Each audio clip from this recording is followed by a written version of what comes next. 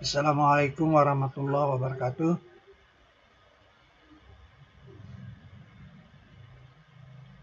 Kalau kita ke Borobudur,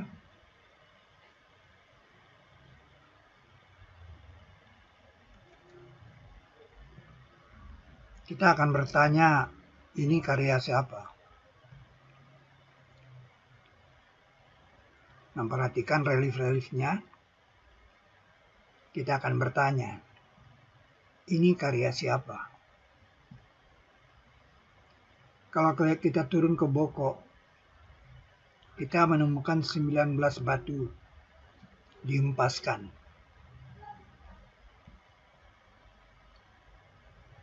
Sehingga kita bertanya siapa yang menghempaskan batu di sini. Kalau kita zoom yang ini bukan batu yang bisa kita jumpai di sekitar sini.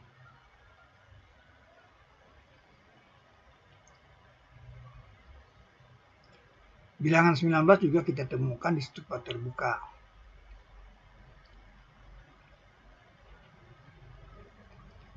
Kalau kita perhatikan arpa datu dari barat, lantai ketiga dari atas, di sana ada relief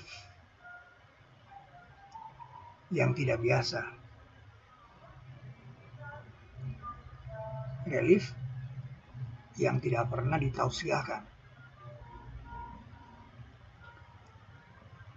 Dia berupa gambar yang tidak biasa karena ada peta di sini.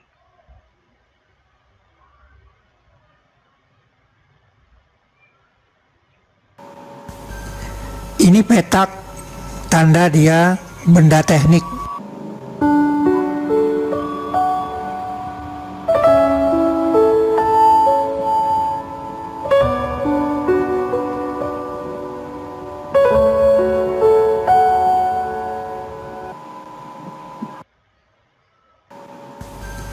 Ini petak, tanda dia benda teknik.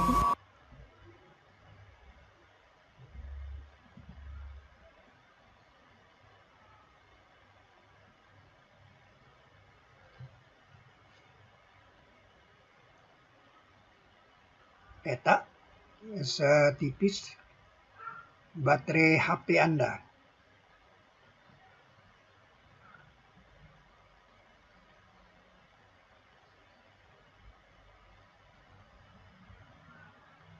Pertanyaannya adalah, ini karya siapa?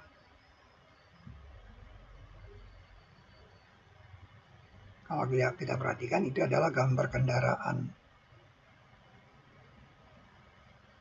Kurang lebih seperti ini dia.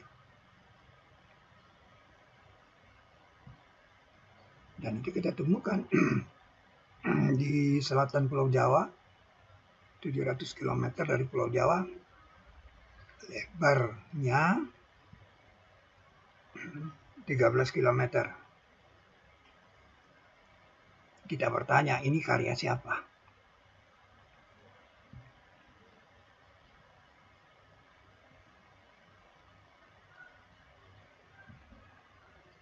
Di dasar laut,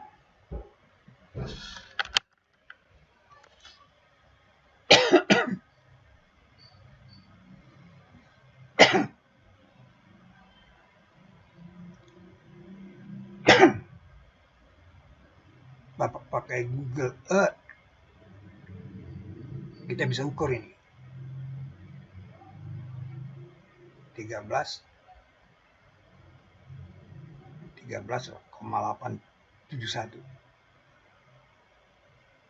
Nah, ini lambang dahsyat. Tidak heran kalau di pantai selatan Pulau Jawa itu ada pasir besi. Pasir besi ini adalah hasil dari pelunakan besi dari kendaraan raksasa itu.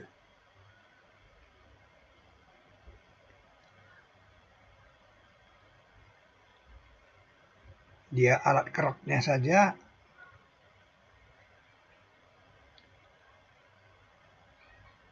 memakai roda.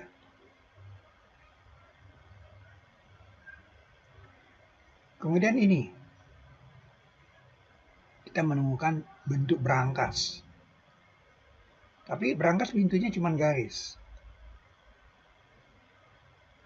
Dan ini kuncinya. Kalau di zaman Karun kan kuncinya memberatkan beberapa orang kuat. Karena kuncinya kunci tradisional. Kalau ini kuncinya beda. Fingerprint. Passwordnya Bismillahirrahmanirrahim.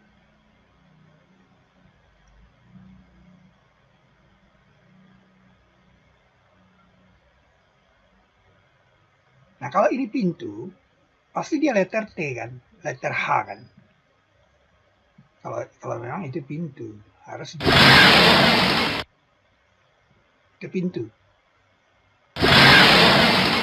Nah, sejak Borobudur ini ditemukan, sampai sekarang belum ada yang mentausiahkan ini. Belum ada yang mentausiahkan ini apa dan dari siapa. Satu-satunya adalah ekspresinya seperti itu.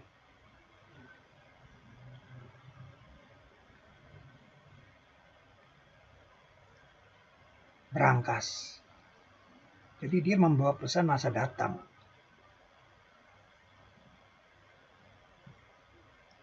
Karya siapa? 5 menit baru. Sekarang kalau itu sebuah karya besar ya pasti dia kasih code. Nah, code V dari dunia lain. Kita turun ke Oman di Majelis Jin. Nah, ini Majelis Jin. Ini panjangnya ini 48 kilometer. Ini ada kode V, letter V.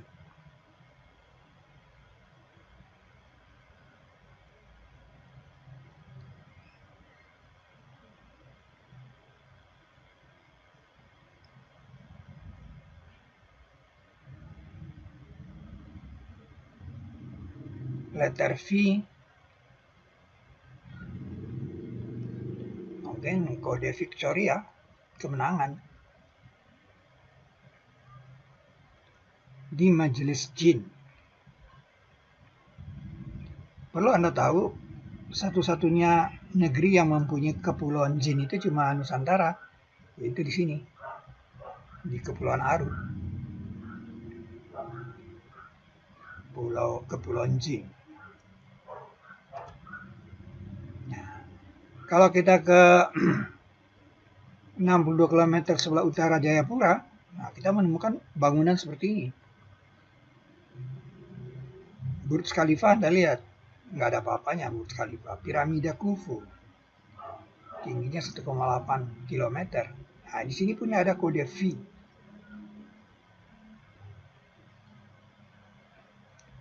Jawabnya adalah ini, ayat ini, 3837 ini. Ini adalah di zaman Nabi Sulaiman. Yang membangun bukan lagi jin, tapi setan. Membangun dia. Sampai sekarang belum ketemu tuh mana dia bangunan setan itu. Dan yang lain dibelenggu di dalam asfal.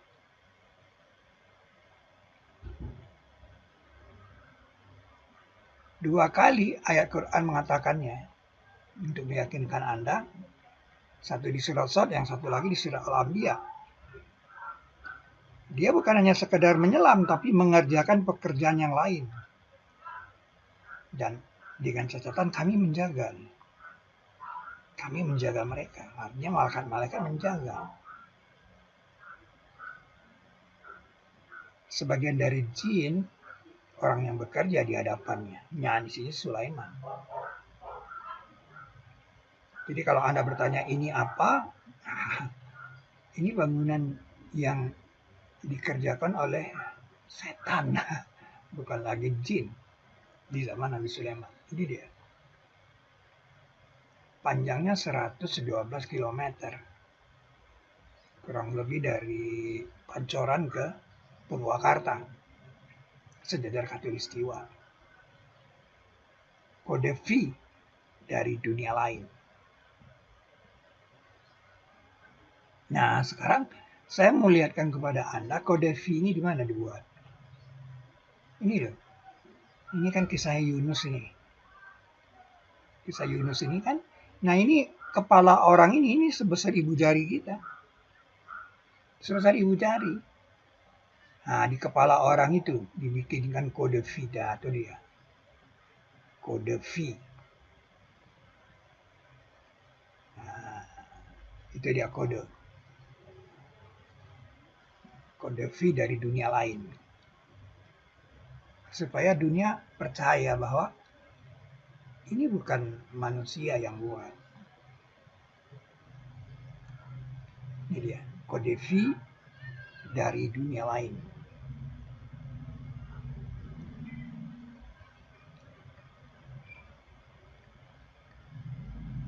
Pas, saudara. Sudutnya pun pas. 10 menit.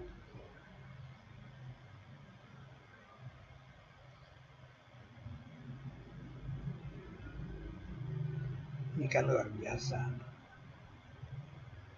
Tausiah ini belum pernah ditausiahkan. Kode V ini.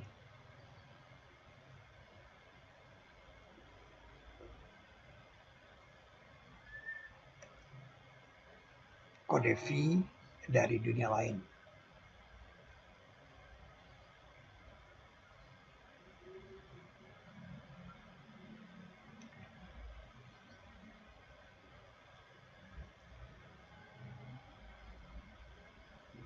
Kemudian Kal jawab. 5 menit terakhir. Di dalam Al-Quran itu kan ada kata-kata Kal jawab seperti kolam.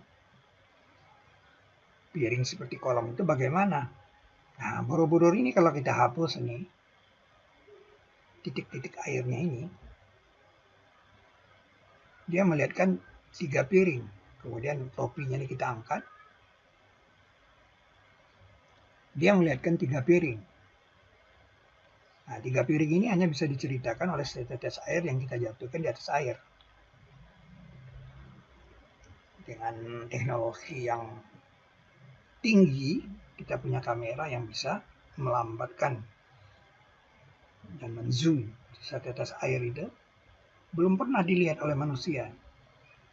Bagaimana sebenarnya setetes air itu? Nah, yang tahu ini cuma orang yang bisa mendengar suara semua.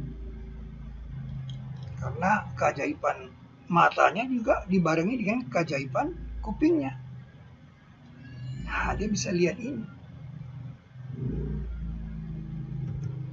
Kalau kita angkat ini topinya ini, itulah piring. Seperti kolam. Piring seperti kolam. Kalau kita teruskan ini, nah,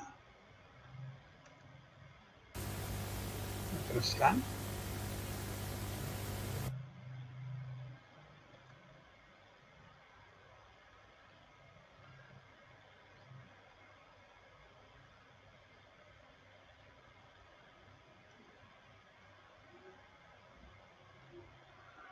Itu dia yang disebut piring-piring seperti kolam. Inilah model arupa datu dengan 3 piring. Piring-piring seperti kolam. Nah, itu yang dikatakan tafsir Al-Sultan untuk para peneliti. Sebelumnya belum ada yang menjelaskan ini. Bagaimana tuh yang dimaksud dengan piring-piring seperti kolam itu bagaimana? Belum ada.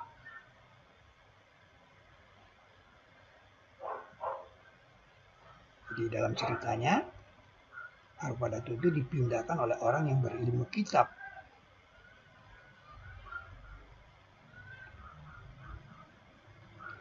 Mengalahkan jin ifrit. Makanya jin ifritnya akhirnya penasaran. Dia sekarang itu memindahkan mobil bus dipindahkan ya di Jawa Tengah sekarang. Banyak bus yang pindah. Karena dia penasaran. Dulu nggak diberi kesempatan oleh Sulaiman.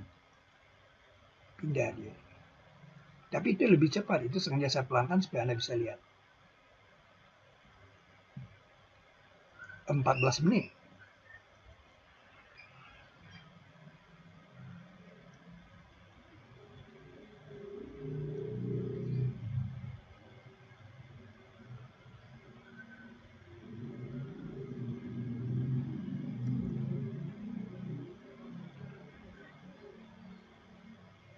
Wajifanin kal jawab terjawab.